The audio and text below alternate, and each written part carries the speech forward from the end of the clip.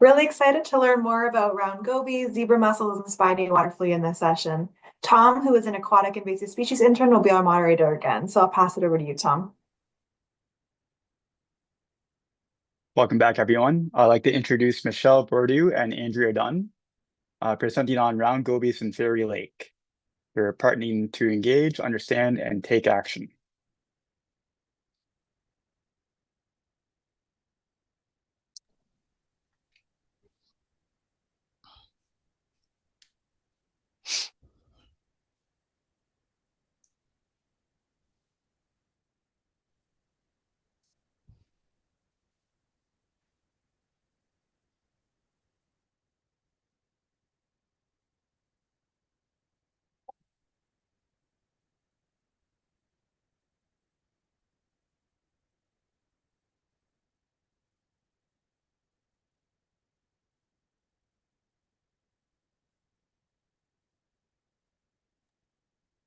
Whenever you're ready to share your screen there, Michelle, you're all set.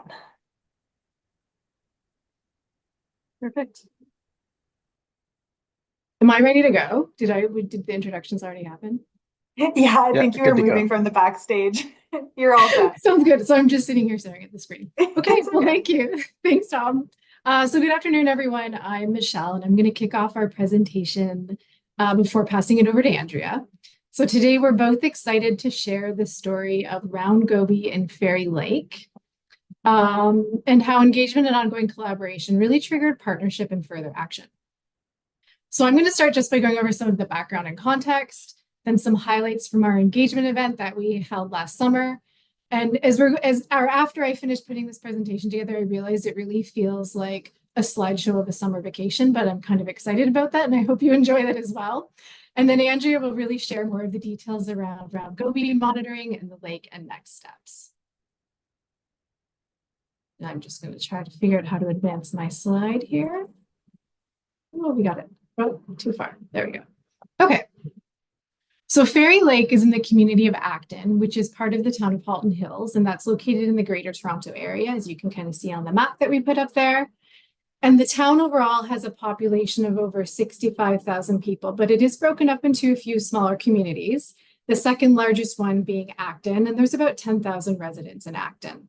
And I'm going to do a little sidebar here that if you get excited about this presentation and want to learn more about Acton and Fairy Lake, the town was recently featured in the CBC series Still Standing, and some of our environmental groups were very highly featured in that one. So I recommend that for further learning, I guess.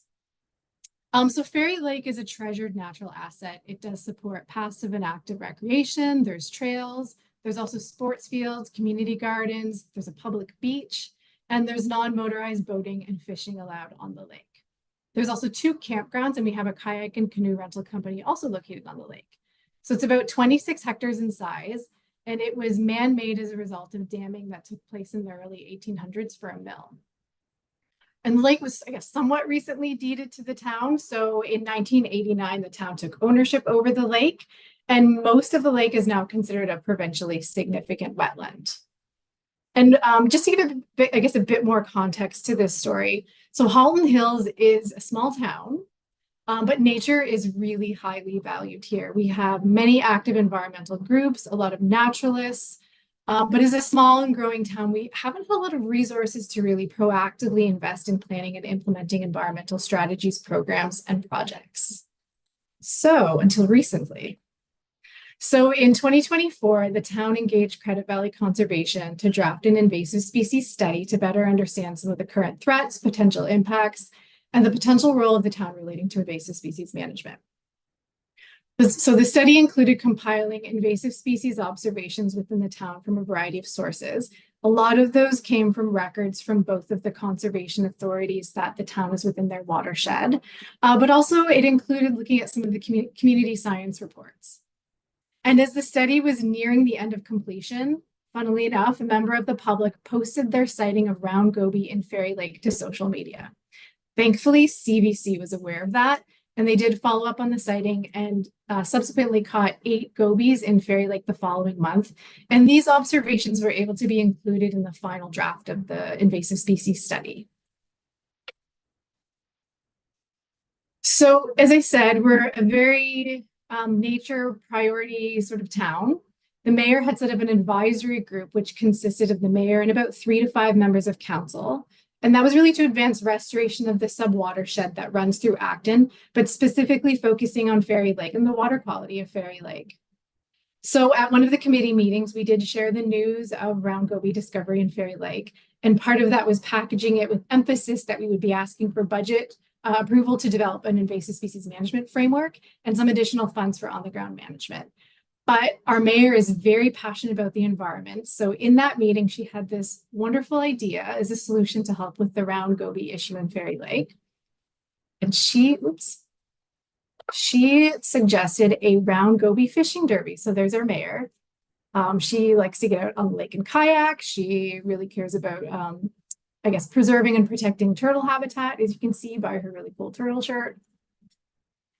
However, this wasn't a project that the town could do alone.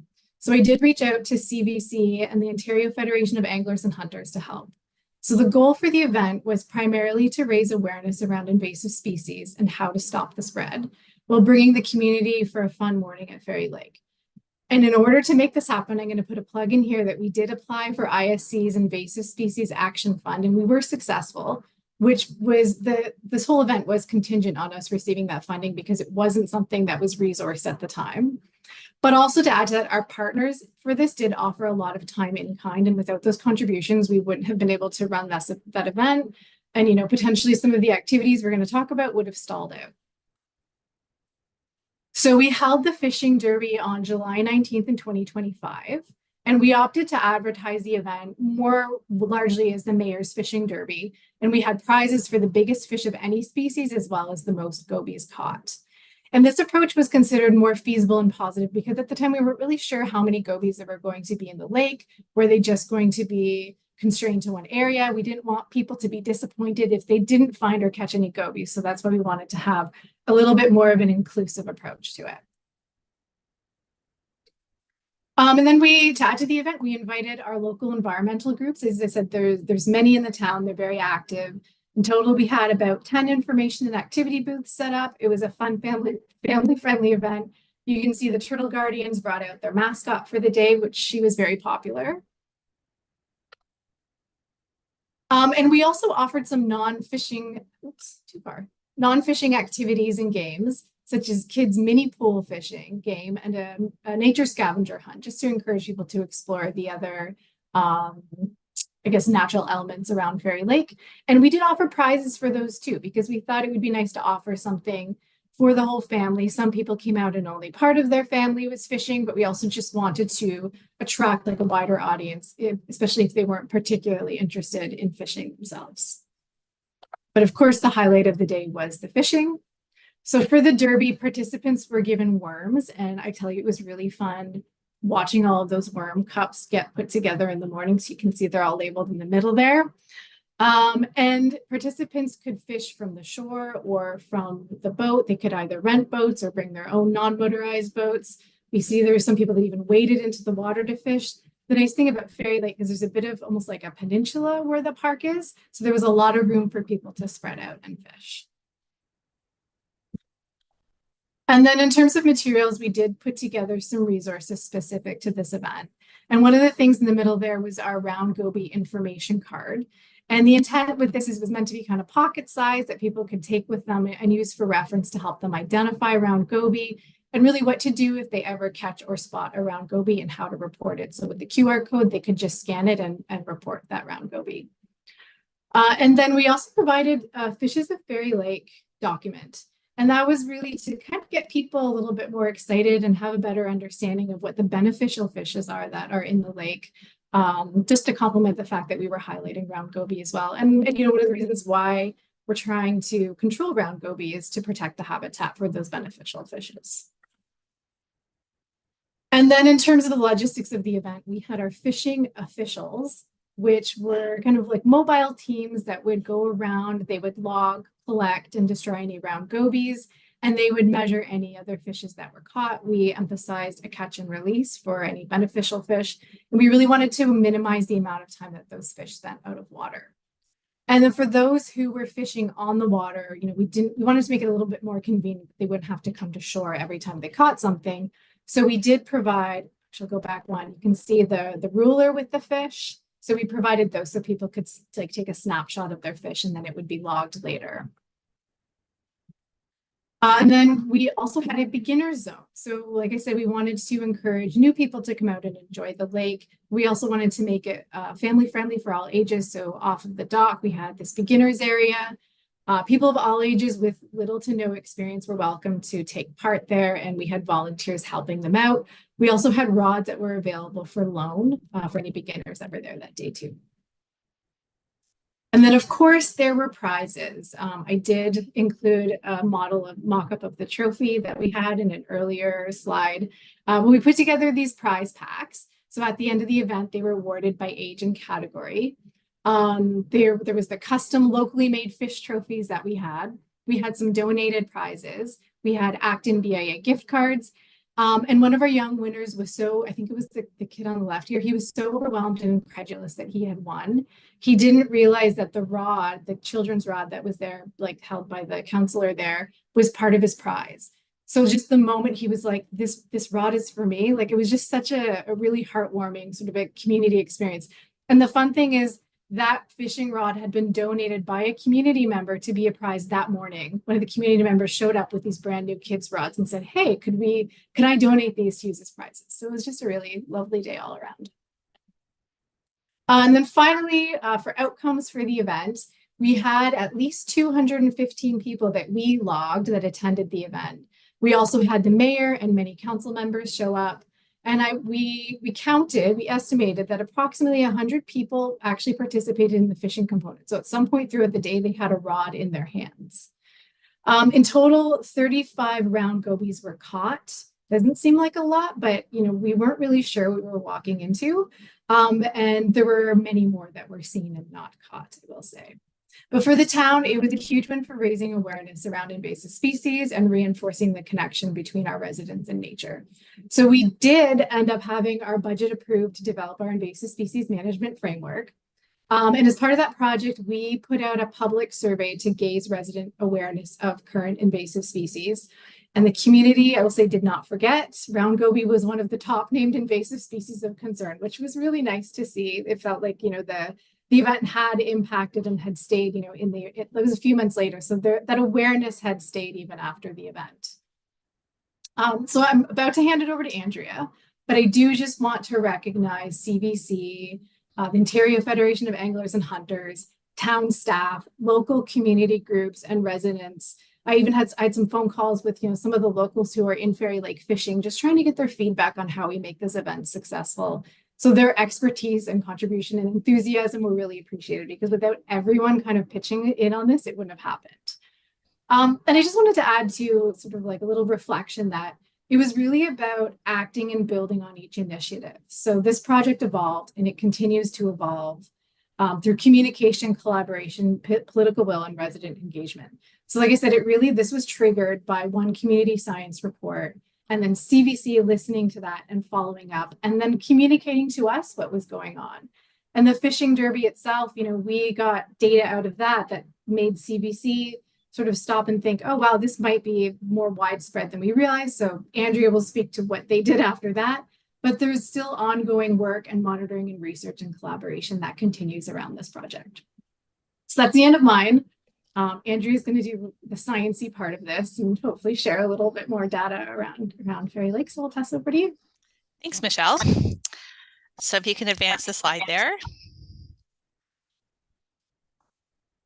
So basically, after the fish derby, we were able to identify that we have an increase in round gobies in the lake. We had, like Michelle had mentioned, there was 35 that were captured, and we did have some reports from some of the anglers that they were found in different areas of the lake than originally observed. So we had a few monitoring questions that we wanted to move forward. And with Michelle's support in the town of Halton Hills, we were able to go through and do some of the work over the summer. So our first questions were, have round gobies spread to different areas of the lake? Our first introductions in 2024 identified that they're at the boathouse dock and also at the boat launch. So we wanted to see if there was any additional spread. We also wanted to know whether or not there was any additional or new life stages with of round goby present in the lake, and specifically whether or not we could confirm reproduction.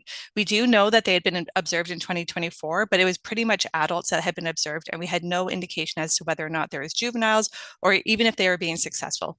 They're invasive species, so we suspected they would be, but we wanted to confirm that. And then we also wanted to confirm how we could actually catch round gobies. We went through and looked at some of the research, and some of the research had identified that minnow traps baited with dog food were actually the most effective way in trapping them. But we wanted to do some more work on that because some of the sampling in 2024 did not find that that was actually accurate. If you can advance the slide. So in September 2025, we went out with our minnow traps and a variety of different baits and hit up a bunch of spots across the lake. So we focused on the main areas where we had previous observations along the where the boathouse is, as well as the boat launch. We also had observations from anglers that there was catches down by the dam, as well as on the shoreline across from the boathouse. So we wanted to make sure that we had traps in each of those areas, as well as down that main shoreline where we had observed them visually before. So we went out and we actually tested a bunch of different baits. So we checked on dog food, which was basically the main one that researchers had identified as working effectively in minnow traps. We know that anglers like to catch them with worms, and we know that they're very effective. So we also tested worms in just like a mesh bag within the minnow traps. And then in connecting with other researchers working on round goby, they had actually suggested that we tried chicken livers and hearts, as well as we just collected some waste meat from the butchers. So at each one of those sites, we did 4 different traps. We had a trap of each one of those different baits and installed them in the water and left them overnight. Now, we did have a bit of weather issues. It was a bit stormy here and there, so we don't know if that had an impact on it. But unfortunately, we didn't actually capture any round gobies whatsoever. The only fish that we were able to catch in the minnow traps were pumpkin seed, and they only went into the traps where we had the chicken liver and hearts, as well as the waste meat. So even in the absence of round goby, we kind of used those as our priority baits that we were looking at. We also tested a little bit by putting some of the leftover bait into the water, and it actually encouraged round gobies to come out. So we do know that they like those areas or those baits. Slide. So despite the fact that we had no captures in the minnow traps, we could still visually observe them in the water. We were able to identify that the individuals were there, despite the fact that we were not capturing them in our traps. And we were also able to look at them both through underwater video, as well as just visually observing from the shoreline that they were digging and defending territories. So they had established areas that they were defending quite vigorously. And there was also some areas where they likely had some nest building and also defending those nests as well. So you can see them just in where those arrows are there. Slide. So we took that information and we came back in October of 2025, and we went back to those priority trapping sites where we could identify them, but we did not actually capture them in our traps. And we also went back with the same baits and tried again. So we put them in the water. We did smaller trapping durations as well as overnight. And despite the fact that we had perfect bait, perfect conditions, there was no round gobies going in those traps. We actually identified and videotaped them looking around the traps. They went to the top of the trap. They went to the areas where the baits were. They went to the entrances and the exits and came back out, but not a single one went into the traps.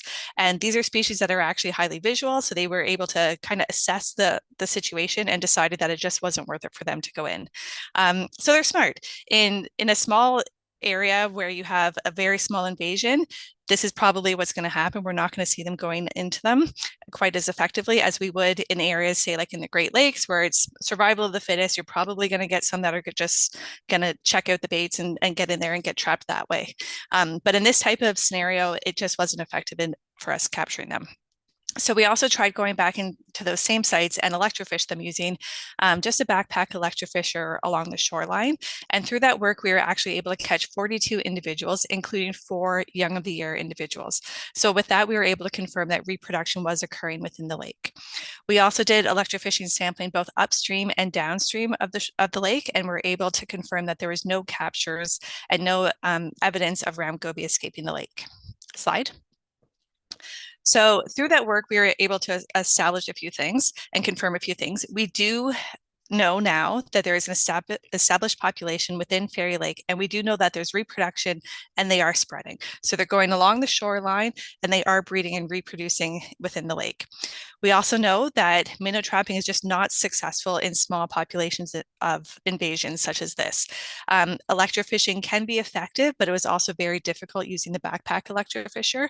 And if we were to use a boat electrofisher, it would just be even more difficult because the boat doesn't have the ability to get into the woody debris and underneath rocks the same way that we can with the backpack. So even though it's effective, it's still really difficult to capture these fish. And because they're benthic species, when you do get them stunned by the electrofisher, they sit on the bottom and you tend to really just stir up the water and the sediment when you try to net them out. So we took all that information and brought it back to Michelle and basically was saying, like, we have opportunities with other researchers that we can reach out to and see if we can collaborate on some additional work. She was very supportive, the town was supportive, and so we reached out to the Mandrake lab at the University of Toronto.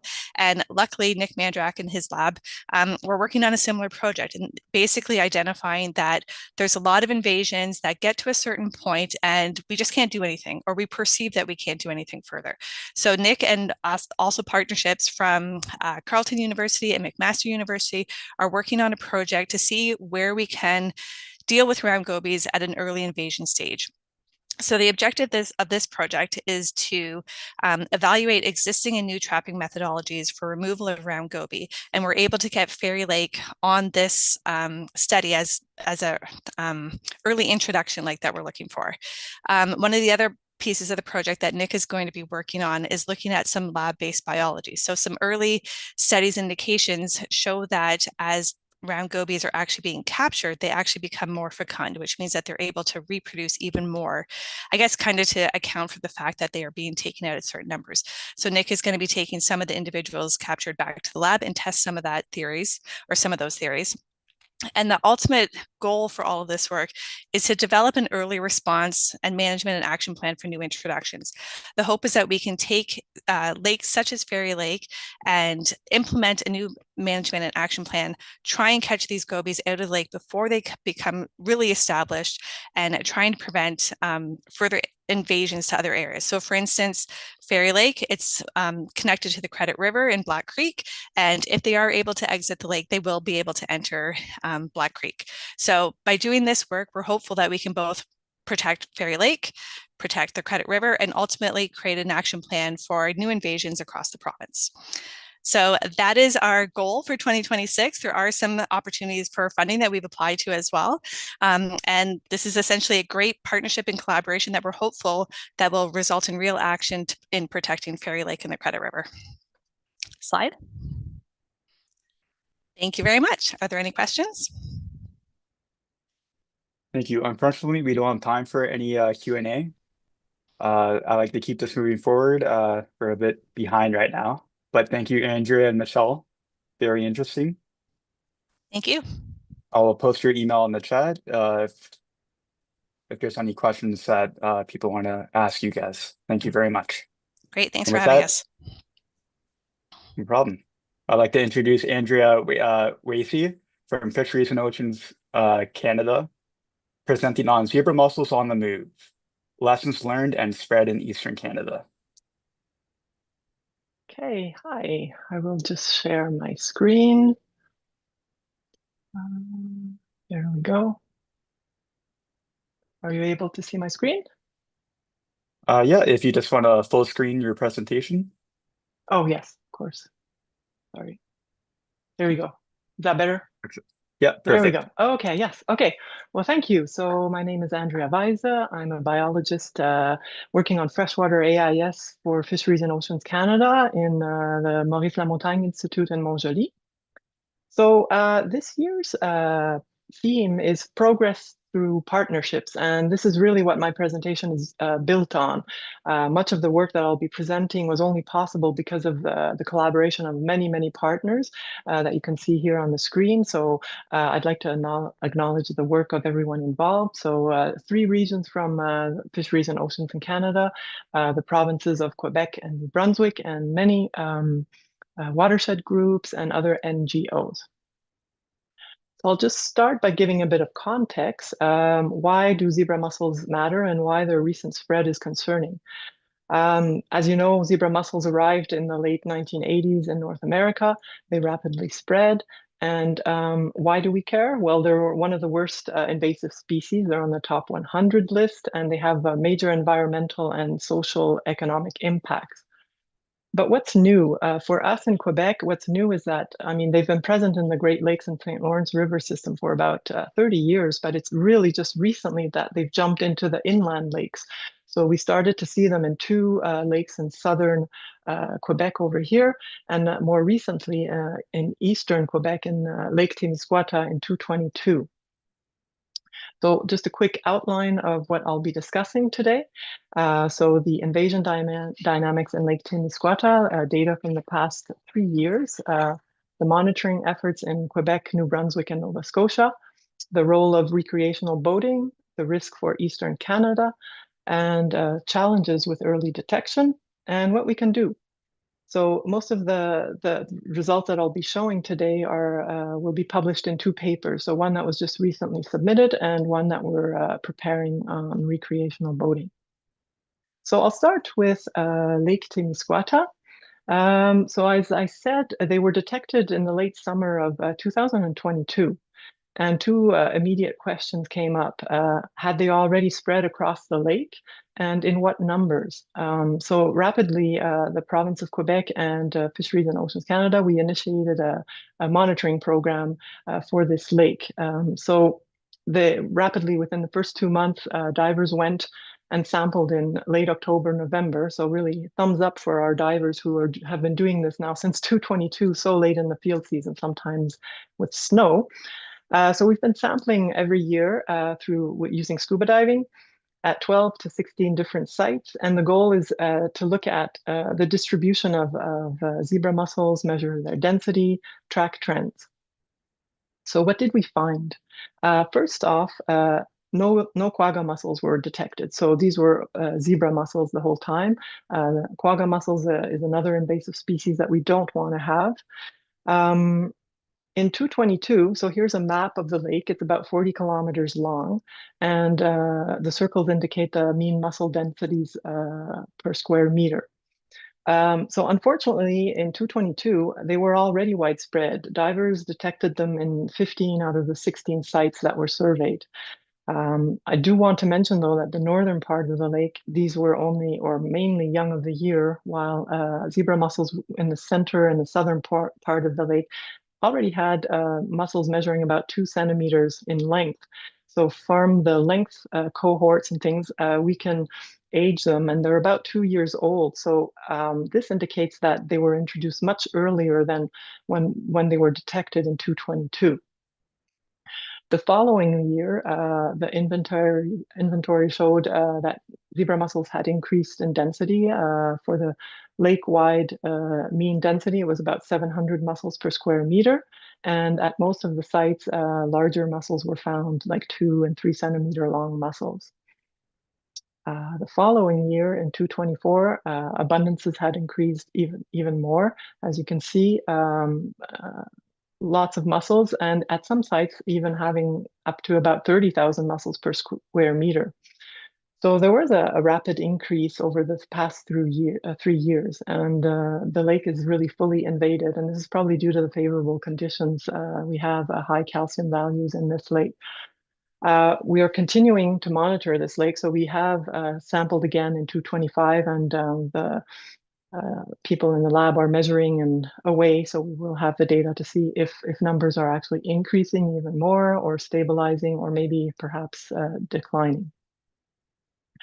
So where do we find them in the lake? Well, here are some photos that we took during the surveys, and they're pretty much attached to everything, be it boulders, rocks, tree trunks, plants, indigenous mussels, infrastructures. On the right side, you can see indigenous mussels, and you can see how the zebra mussels are spreading on top of them and just smothering them, and they unfortunately die. So we're going to be continuing our monitoring efforts for this. The next question was, well, if they're in Lake Témiscouata, are they present in any other lakes in the region, in Quebec and New Brunswick, or in any of the rivers? So they can spread by two ways, either natural spread or human-mediated spread. So larvae, the veligers, they can drift for several weeks in the lake or river. Adult zebra mussels can also be attached to plant or debris and sort of raft down a river. But humans can also spread zebra mussels and invasive species either through the residual water or fouling on watercraft. Just a reminder, for example, zebra mussel veligers, they can survive in residual water for several days, while adults attached to, I don't know, rope or attached to your boat, they can survive several weeks out of the water if the humidity and temperature is just right.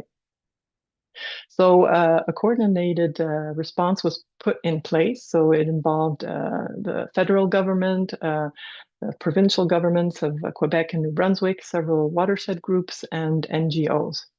We used several sampling techniques, so eDNA, these nets to collect veligers, and visual surveys and collector plates. So not all methods were used at each site or every year, although eDNA was used as a first tool to detect zebra mussels. So it was quite a bit of a sampling effort. In 2023, we had 62 sites across Quebec and New Brunswick. In 2024, we had 88 sites. And last year, we also had a similar number of sites that were sampled. So let's start by looking at the connected waterways, see how if zebra mussels have spread.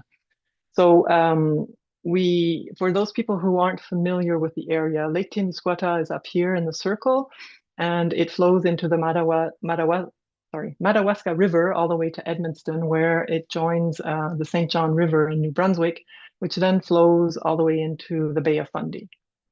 So eDNA detections were made within the two rivers, which isn't surprising.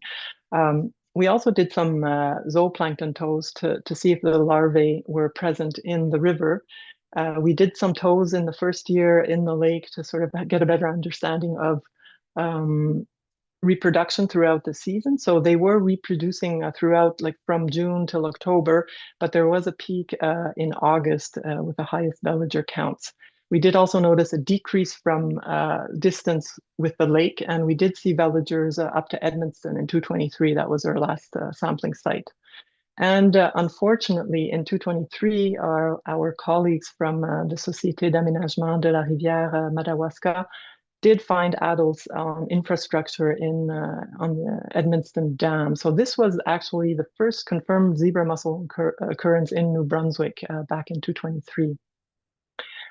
We expanded our veliger sampling in 2024 all the way down to Mactaquac, New Brunswick.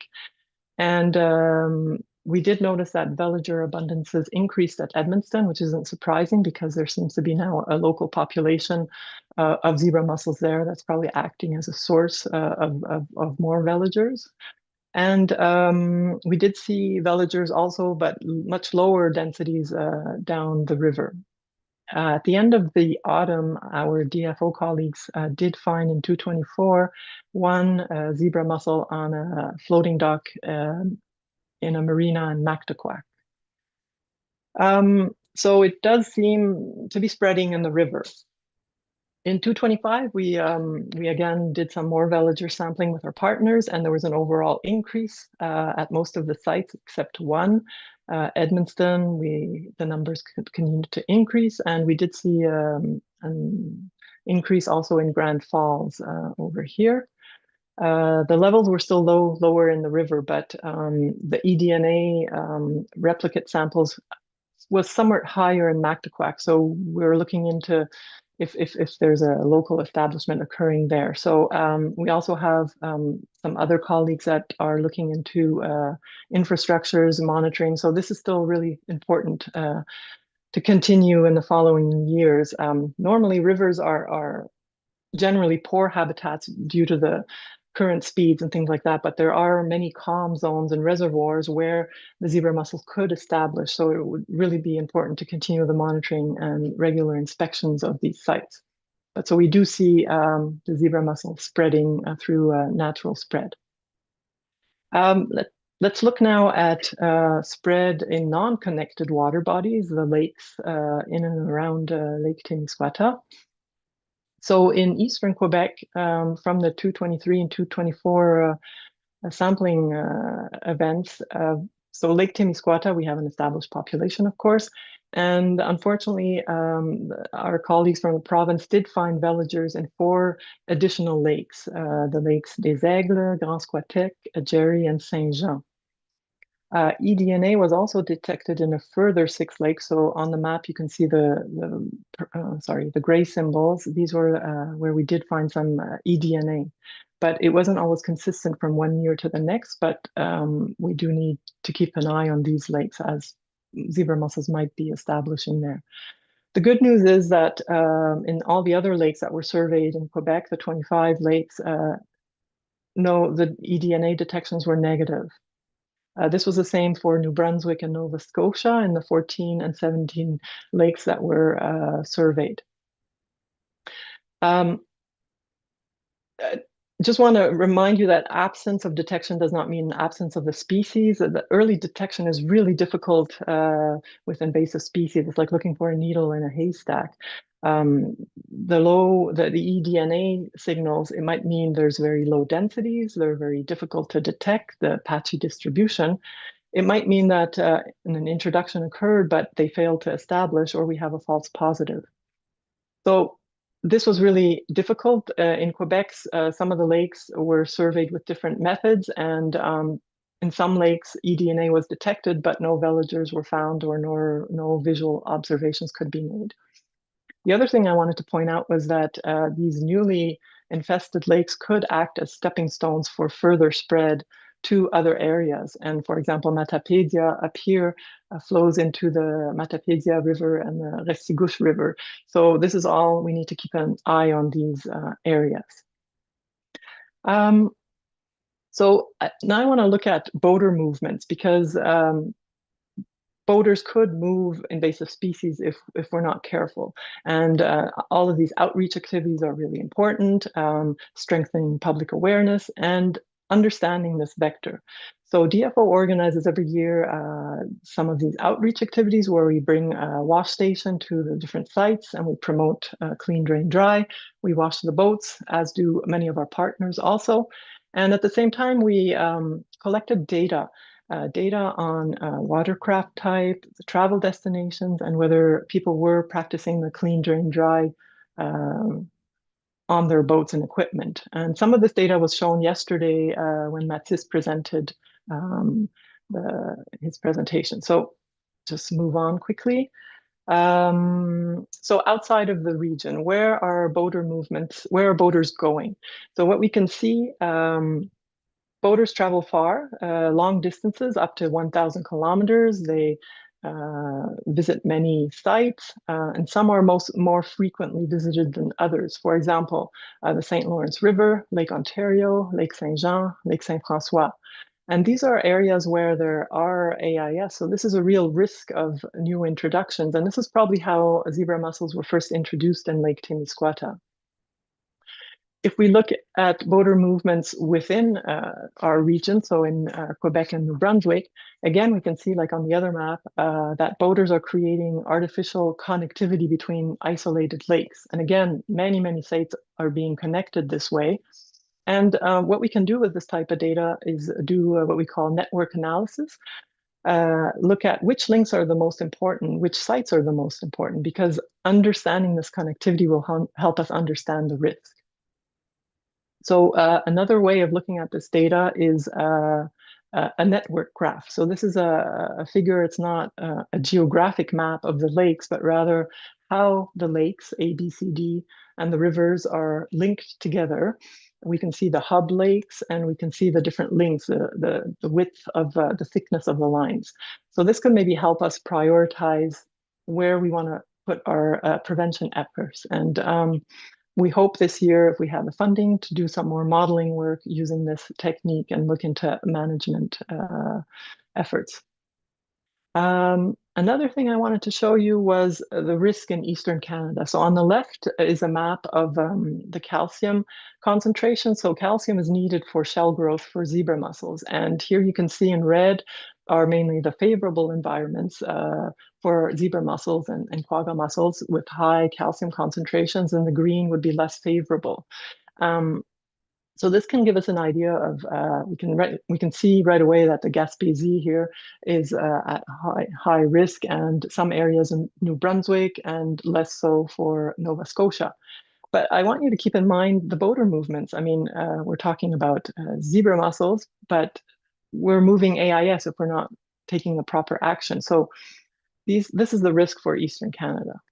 So what we can do is prevention. And I think a lot of us are talking about this during this forum, and really clean, drain, dry is really key. It remains the best defense because it's really difficult to eradicate an invasive species. So, and this means not just cleaning your boat, the outside, you want to really clean the interior, the exterior, ideally use hot water because this kills invasive species. And you can use different pressure, low, high, to get rid of the species that might be attached on the outside or on the inside of your boat and equipment. And another great way is removing the drain plug. You want to remove all the residual water because you can have species hitchhiking in the residual water as well. And then drying your watercraft and equipment. So finally, some lessons learned, some key takeaways. Well, we found that early detection to be challenging, especially when invasive species that are in low densities have a patchy distribution. We might be missing them, so multiple methods need to be used. Absence of detection does not mean absence of the species. We have to be careful with this. And we did see favorable habitats lead to high abundances like in Lake Témiscouata, unfortunately. And we do have high risk areas around, so this might happen in other lakes. We saw also that for connected water bodies, there is natural downstream spread, and we are starting to see established population in Edmundston and perhaps some other sites that might start acting as source areas, but we don't know how this will turn out. I mean, depends on the different environmental conditions. In the non-connected water bodies, human-mediated spread is a culprit, so we do have to do the clean, drain, dry to prevent this. And these newly infested water bodies might be new regional stepping stones for spread. And then finally, well, collaboration was key. I mean, this is how we were able to collect so much data, do outreach, and talk about prevention. So again, I'd like to just thank everybody that was involved, many teams from all over the place, a lot of work that was done. And just a last slide with some of the publications. So the two papers that will be published soon, hopefully, and then some other papers we published in the past few years that might be of interest on the topic. So don't hesitate to reach out to me or to us, and just have a bit of time for some questions if you like. Thank you, Andrea. Unfortunately, we are a bit over time, so we don't have time for any questions. Okay. So if you have any questions, feel free to email Andrea. I will post her email in the chat. Thank you very much for presenting. And with that, I'll introduce our next speakers. Jessica Goldstein